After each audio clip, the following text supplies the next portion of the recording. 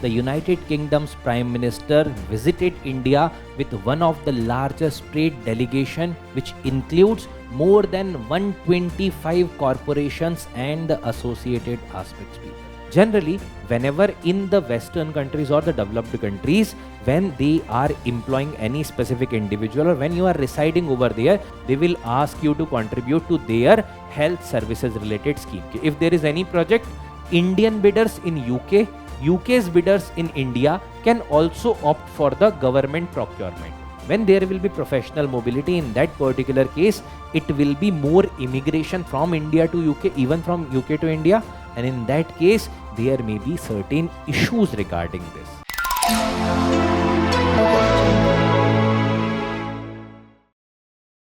Hello everyone, I am Vishal Sir, and today we are going to discuss a very important topic from the perspective of current affairs in the international relations is regarding the recently signed FTA deal between UK and India.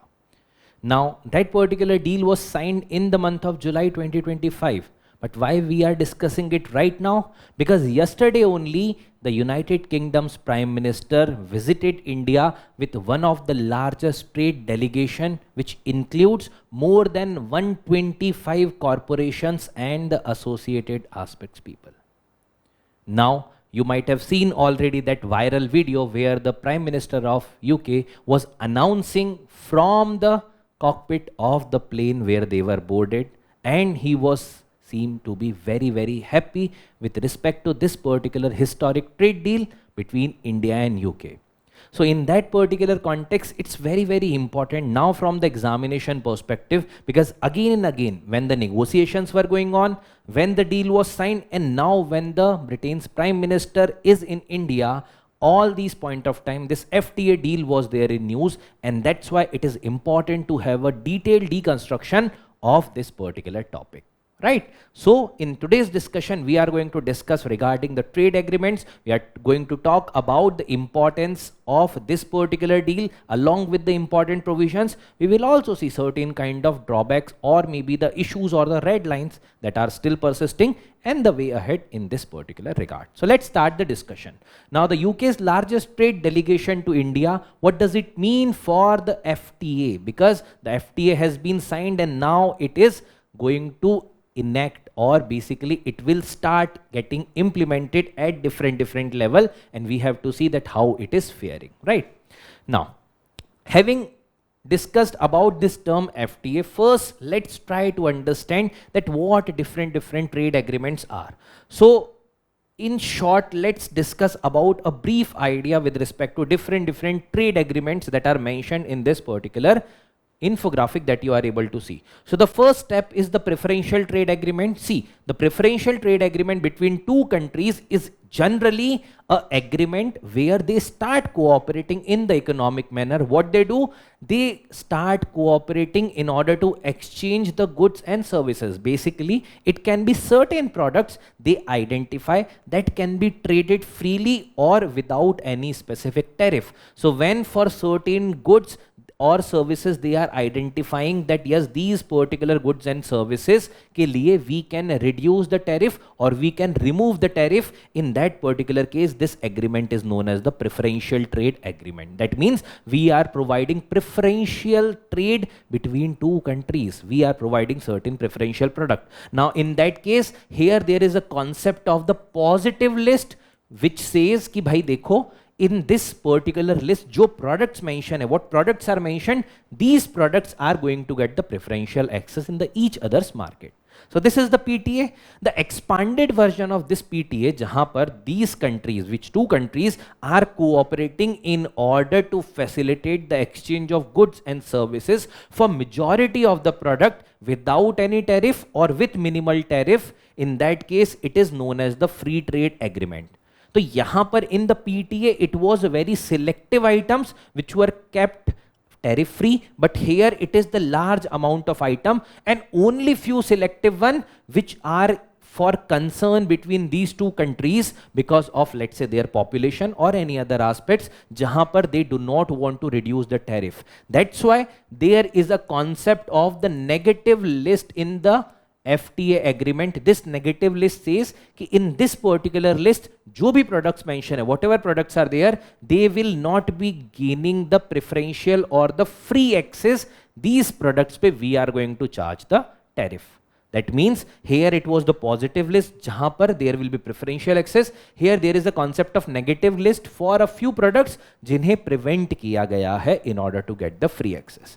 Now you might be able to say this comprehensive economic cooperation agreement or comprehensive economic partnership agreement. These are nothing but the expanded version of the FTA. What is this expanded version of FTA?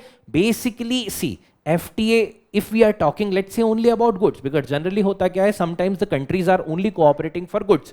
But then when this FTA is also taking place in the services, it also takes place in the investment, it also takes place with respect to the dispute resolution, it also takes place with respect to the intellectual property. So now the FTA ka scope is going in different directions, and hence this particular FTA is now known as by different terms. For example, comprehensive economic cooperation agreement, or sometime, for example, in the case of India-UK, comprehensive economic trade agreement, right? So, or the partnership agreement.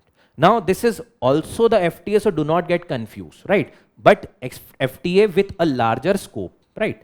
Now, next is in this particular context is the custom union. Now, in this custom union, what happens? That suppose karo there is a group of, let's say, 4, 5, 6 countries which comes together, which makes sure that between us there will not be any tariff. We will ensure that the goods and services goes tariff free. But for the external world, we are going to put the tariff, and that will be equal in all the country. For example, let's say country A, B, C, D, E comes together. They forms a custom union.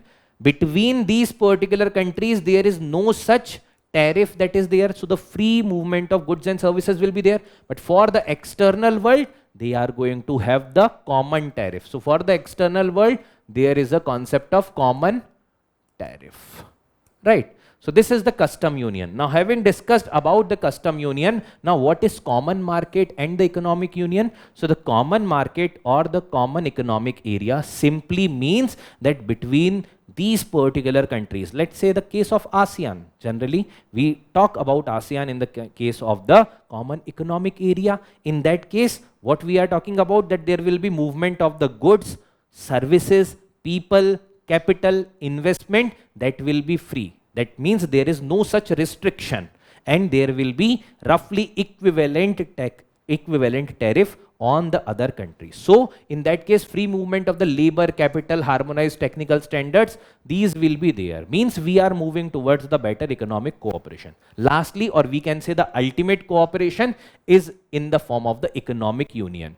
So the example which is very much prominent is the European Union. They are not only cooperating as far as the free trade agreement, but they are also cooperating, and they are so much integrated that they have the common economic policy also. In the Eurozone, there is even the common currency, which is Euro. That means entire countries ka economy is also integrated, and in that particular sense, there is a better cooperation between these countries, and then the integration, common economic policies, institutions, even the monetary policy related things are done in the common manner, that is integrated for the entire groupings, right? So this is the increased level of cooperation between the countries as far as the economic cooperation is concerned. So I hope this particular thing is clear to you now. Now, what has been done recently, because from 2022 onwards, there were negotiations going on between India and UK, because post-Brexit, UK wanted to diversify its trade partner, and India, as a very big and emerging market, is providing that particular opportunity for the countries like UK to go globally, because once they came out of the kind of organization, after that, they needed certain other partners, and here India was the first preferential choice for the UK. And hence the negotiations were started as far as the free trade agreement is concerned, and now in 2025, this particular free trade agreement has been signed. Now, what are the prominent terms and conditions, and what kind of things are mentioned, along with what benefit it is going to put on India and UK simultaneously. Let's discuss about that. So it has been divided into three parts. First is the comprehensive tariff elimination and the market access. Now when we are talking about the comprehensive tariff elimination and the market access, here are two terms. Tariff elimination means between the trade of two countries there will be elimination of the tariff, means the tax on the trade that is going to get either completely eliminated or will be reduced significantly.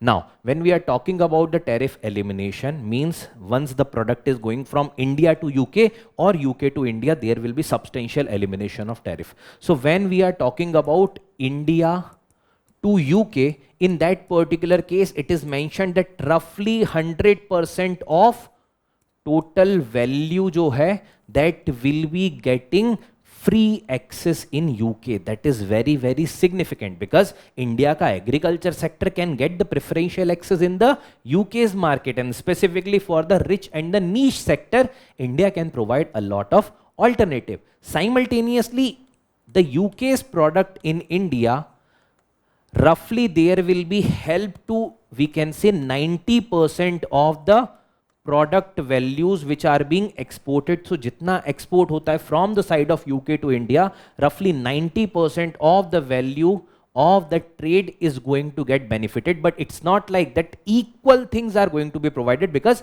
UK is comparatively having larger per capita income as compared to India. So obviously the benefits have to be shaped accordingly, and in that sense it is not ki upfront manner में ही on the day one only this much values का tariff is going to get reduced. It will be in the substantial phases, and in the roughly 10 years का time period में gradually this particular tariff is going to get eliminated. That means there will be gradual progress that will be done.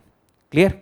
Next is the sensitive sector safeguard. That means there are certain sectors which countries consider are important. For example, when we talk about India, the sectors like agriculture, sectors like fisheries, the sectors like the gems and jewelry, because these particular sectors pay a lot amount of population is dependent, and if there is any hampering of these sectors, then there will be a large amount of economy and the population is going to get impacted.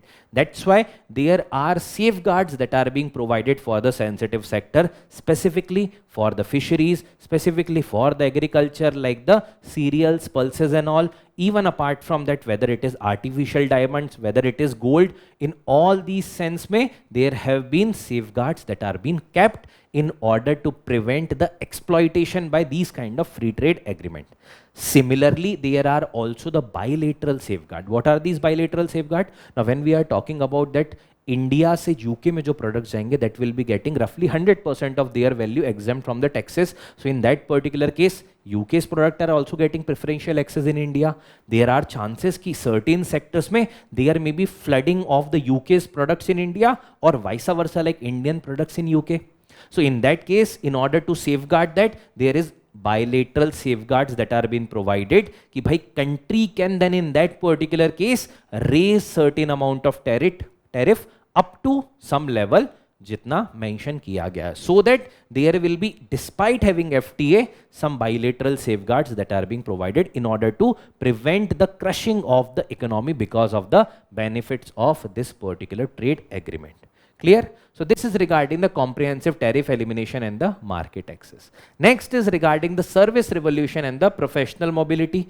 Now what is service revolution and the professional mobility? Now see, when we are talking only about the goods perspective, last slide mein whatever we have discussed, that is regarding the goods. But what about the services? When we are ensuring that the movement of people will also be facilitated, movement of businesses will also be facilitated. So in that particular sense, when we talk about the services like education, medicine, the sectors like banking, insurance and many other services sector, so these particular sectors are going to get the deep market access. देखो होता क्या है कि once the country is supplying the services to any other country, generally the chances are high that there will be tariffs, or there will be certain conditionalities that you have to contribute something. Recently you might have seen H1B visa wala case, right? Jahan par in order to get that visa, one time fees has to be paid roughly $1 lakh. So up in that sense mein, the problem will be with the companies which is going to hire the Indian employees. So in that case, the professional mobility ko agar ensure karna hai,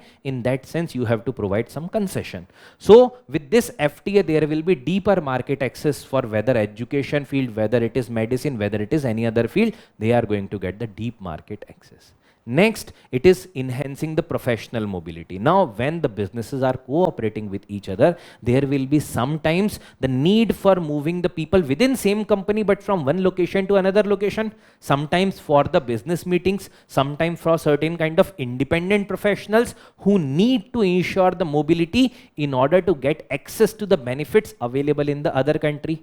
This can be there for Indian people going to UK or UK people coming to India. So in that particular case, there is professional mobility that need to be ensured. So whether it is the priority visa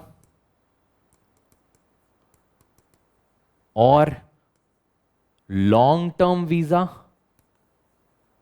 professional visa, or apart from that, even there can be some extended period also. Extended period of stay, all these things are going to be provided even apart from that facilitation for the establishment of the businesses and the cooperation. Lastly, in this is the double contribution convention. Now this is very, very important what this particular double contribution convention is.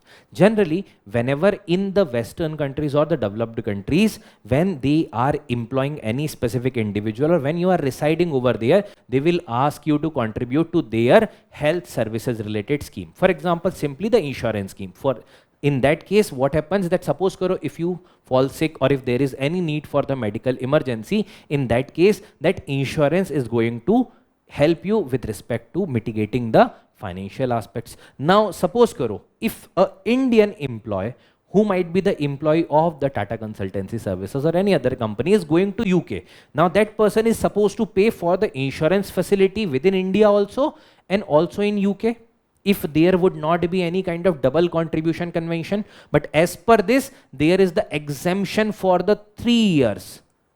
So in that case, now what is being done? Ki for 3 years, if you are an employee of a company and going abroad, let's say in UK, and in that particular case, there is a mandate in order to contribute for the contribution in their healthcare scheme. Now, this directly will not fall on the employee. It will fall on the employer. Ki bhai, employer ko on your behalf going to pay for that particular healthcare services. Now in that case, there is an exemption provided for 3 years. Now just assume a scenario. There is an employee A, employee B, employee A may, let's say from Australia, employee B, let's say from India. Now in the case of India, they have signed a double contribution convention. In that case, once Indian employee is going, the employer now need not to pay any amount for 3 years in their healthcare services. That means this B employee is comparatively appearing cheaper for the employer who is appointing them. And A को तो Australia में भी करना पड़ रहा होगा, and A is also contributing over here if there is no FTA. I'm just giving you a random example. So in that case, the cost of B is going to get reduced. So employer would want whom?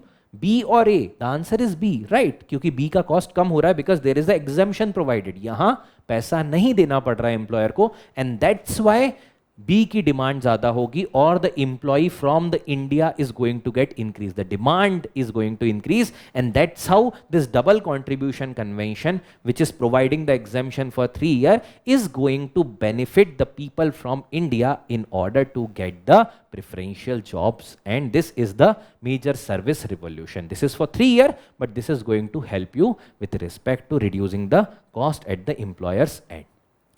Next is about the strategic concession. So even apart from trade, apart from services, there are other strategic considerations and the concessions available as a part of this particular deal. Now, there are two prominent sectors which UK was pitching and where the contention was major. First was the automotive sector, second was the spirits and the luxury goods sector. Now, in the automotive sector, whether it is McLaren, whether it is the Land Rover, whether it is Jaguar, these particular vehicles which are considered as the luxury vehicle. Now, the problem was that there were high tariffs that were imposed. Now, as per this free trade agreement, the tariffs were reduced to even 10%. That means only 10% tariff will be there. But there is a quota that has been provided कि भाई ऐसा ना हो कि only these vehicles will be available in India and Indian products or the Indian vehicle or the mobility wala thing is going to get hampered. So there is a quota wala thing that is applied over here. But yes, the automotive sector is also going to get pushed. These vehicles will be now comparatively cheaper in India. And that's how the cooperation is going to take place between these two countries, even for the automotive sector. When we talk about the UK made spirits, in that particular case, again, the tariff was as high as 150%. Now you are reducing the tariff to roughly 75%, and gradually the target is to bring it down to 40%. That means from 150 to after this 75%, and then the target is to bring it roughly to 40%. That means now the UK spirits will be comparatively available at the cheaper rate. Now that particular market of India is also going to get the availability of the UK spirit at the cheaper rate, and that is also going to build the comparatively better relation between two countries. Next is regarding the simplified rules of origin. What are the rules of origin? Simply, rules of origin means कहाँ product बना है, where this particular product was manufactured. Now, whether it is about raw material, whether it is about value addition, whether it is about assembly, it can be based upon anything.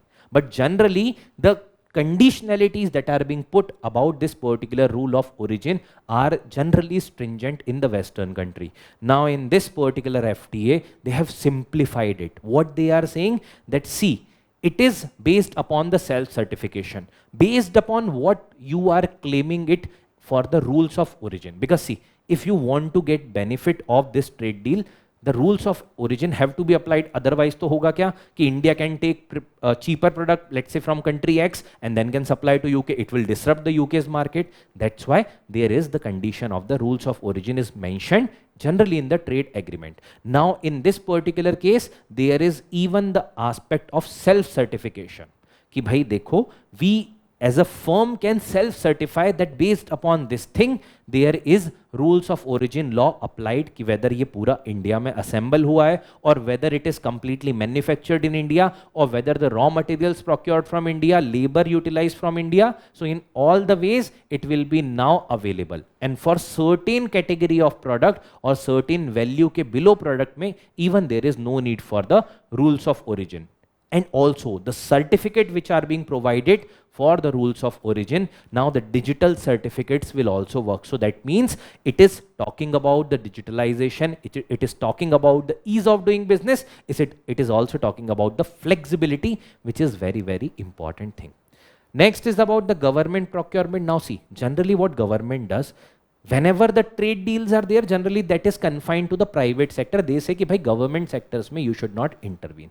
But what as per this particular FTA they are saying कि there is a benchmark amount they have decided. Below this particular benchmark amount, if there is, let's say, any specific contract of the government of India and from the side of government of UK, if there is any project, Indian bidders in UK, UK's bidders in India can also opt for the government procurement.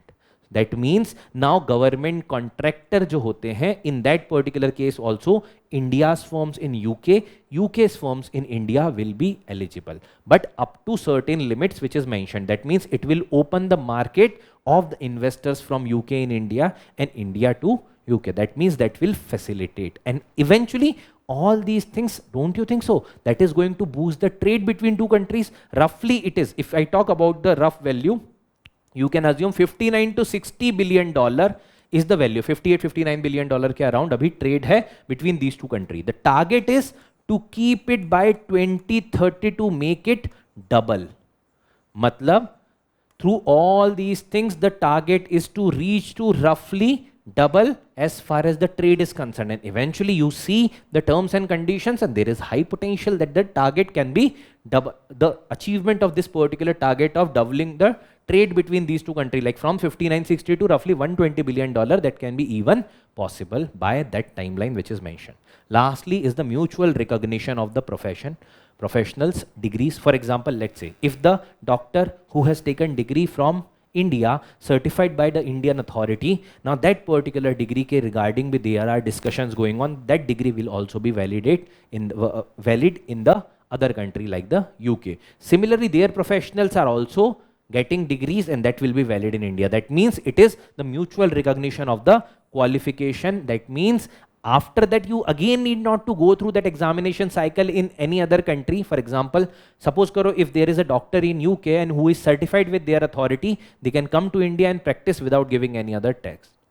Right now, if you are or you have taken education with respect to medicine or any other professional course, in other country you have to give the exit test in India in order to get certification from the Indian authority. And this mutual recognition of the professional qualification will streamline this, will reduce this particular task of again giving the examination. That means again it is going to help the professional mobility, even the independent professional, let's say chartered accountant, let's say doctor, let's say engineer, right? So all these things. And iske alawa bhi, even in the context of cultural contribution, because what Prime Minister of UK have done, he first went to Mumbai, and then in Mumbai also in the film city, and he visited to the Yash Raj studios, and that's the significant thing as far as the cultural diplomacy is concerned. So don't you think so that that is also one such part of this particular deal, right? Now, when we are talking about already that what benefits this particular deal is going to give, as far as whether it is doubling the trade, whether it is professional mobility, whether it is further resolution of the dispute, whether it is the cultural diplomacy, whether it is the Indian professionals who are going to get appointed in that particular country and going to be preferred by even the firms in UK. Now in that case, it's not that easy. There are certain red lines also. For example, when we are talking from the India's perspective, one such sector which is very much sensitive is the agriculture and the fisheries sector. Now India want that, see, we are going to give you concessions, but be not beyond certain limit, because otherwise it is going to impact the Indian farmers, Indian fisheries sector.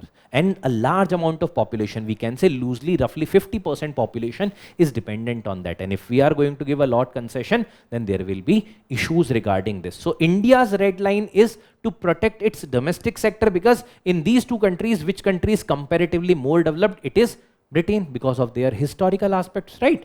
And in that sense, it is India which has to protect its domestic sector, and that's why there might be certain reservation as far as the implementation is concerned. And the UK's Prime Minister has given this thing or statement yesterday only, that he said ki bhai, we have to implement this as soon as possible and as humanly as possible. That means, yes, the fast tracking is important, but the humane approach is also equally important, and that also have to take into consideration.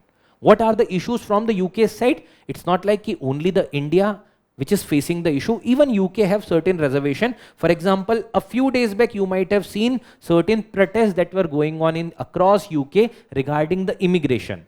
Now, what this particular deal is going to do? This deal is going to help with the professional mobility. When there will be professional mobility, in that particular case, it will be more immigration from India to UK, even from UK to India. And in that case, there may be certain issues regarding this. Maybe certain, let's say, radical movement in their country. And even apart from that, see, elections are about to be there, right? And when the elections are there, generally the populist policies are going to take place. So in that case, whether in true spirit this particular free trade agreement is going to take place or implemented, that we have to see. But yes, these are the UK's red line regarding the immigration and the sovereignty, because already there are a lot of protest movement that were going on in the UK, right?